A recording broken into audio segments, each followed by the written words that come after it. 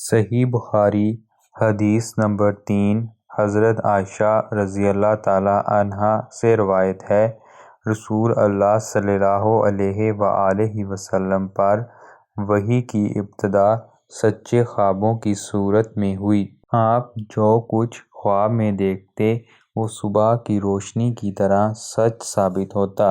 پھر آپ کو تنہائی محبوب ہو گئی۔ آپ غار حرا میں خلوت اختیار فرماتے اور کئی رات گھر تشریف لائے بغیر مصروف عبادت رہتے۔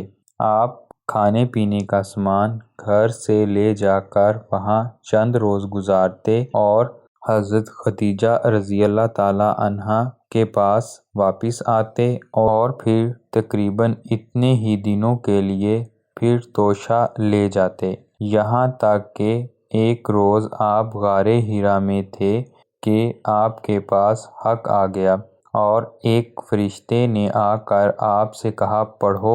آپ صلی اللہ علیہ وآلہ وسلم نے فرمایا، میں پڑھا ہوا نہیں ہوں، آپ کا فرمان ہے۔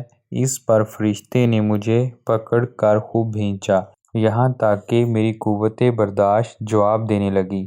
پھر اس نے مجھے چھوڑ دیا اور کہا، پڑھو۔ میں نے کہا، میں پڑھا ہوا نہیں ہوں۔ اس نے مجھے دوبارہ پکڑ کر بھینچا، یہاں تک کہ میری قوت برداشت جواب دینے لگی۔ پھر چھوڑ کر کہا، پڑھو۔ میں نے پھر کہا، میں پڑھا ہوا نہیں ہوں۔ اس نے تیسری بار مجھے پکڑ کر بھینچا، پھر چھوڑ کر کہا، پڑھو، اپنے رب کے نام سے جس نے پیدا کیا، جس نے انسان کو خون کے لوتھڑے سے پیدا کیا، پڑھو، اور تمہارا رب تو نہایت کریم ہے۔ پھر رسول اللہ صلی اللہ علیہ وآلہ وسلم ان آیات کو لے کر واپس آئے اور آپ کا دل خوف سے دھڑک رہا تھا۔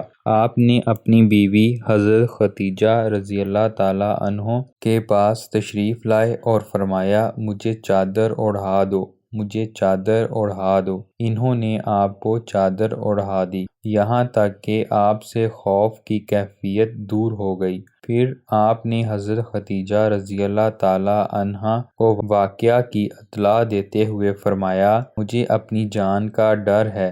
حضرت خدیجہ رضی اللہ تعالیٰ عنہا نے کہا، قطعاً نہیں، اللہ کی قسم، اللہ تعالیٰ آپ کو کبھی رنجیدہ نہیں کریں گے۔ آپ صلہ رحمی کرتے ہیں، درد مندوں کا بوجھ اٹھاتے ہیں، فقیروں اور محتاجوں کو کما کر دیتے ہیں، مہمانوں کی میزبانی کرتے ہیں اور حق کے سلسلہ میں پیش آنے والے مصائب میں مدد کرتے ہیں۔ پھر حضرت خدیجہ رسول اللہ صلی اللہ علیہ وآلہ وسلم کو ساتھ لے کر اپنے چچا زاد بھائی ورقہ بن نوفل کے پاس آئیں۔ ورقہ بن نوفل دور جہالت میں عیسائی ہو گئے تھے اور عبرانی زبان میں لکھنا جانتے تھے۔ وہ عبرانی زبان میں حسب توفیق انجیل لکھتے تھے۔ اس وقت بہت بوڑھے اور نابینا ہو چکے تھے۔ ان سے حضرت خدیجہ نے کہا، بھائی جان، اپنے بھتیجے کی بات سنیں۔ اس پر ورقہ بن نوفل نے پوچھا،